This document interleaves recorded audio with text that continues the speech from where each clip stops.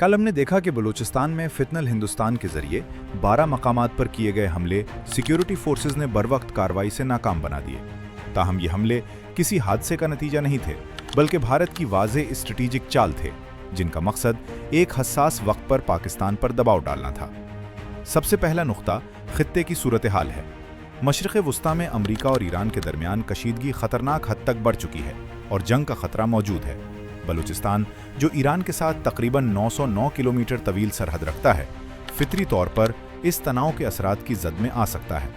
भारत चाहता है कि अगर खित्ते में कोई बुहरान भड़के तो बलूचिस्तान पहले से अदम इस्तेहकाम का शिकार हो, ताकि पाकिस्तान को अंदरूनी महाज पर उलझाया जा सके। दूसरा बड़ा हदफ गवादर और सीपेक हैं। ये मंसूबे पाकिस्तान को खित्ते में माशी ताकत बना रहे हैं, जो भारत को हरगिज़ कबूल नहीं। इसीलिए भारतीय प्रॉक्सीज के जरिए इन मंसूबों को सबुताज करने की कोशिश की जा रही है।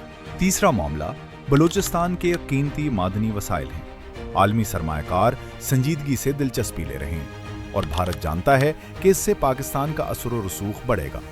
इसी खौफ से दहशतगर्दी के जरिए सरमायाकारी का माहौल खराब किया जा रहा है। हकीकत सादा सी है, BLA सिर्फ एक मोहरा है, असल खेल भारत खेल रहा है और पाकिस्तान की मजबूत सिक्योरिटी, मुसलसल तरक्की और बलूचिस्तान के अवाम की हिमायत इस खेल को हमेशा के लिए दफन करने के लिए काफ़ी है।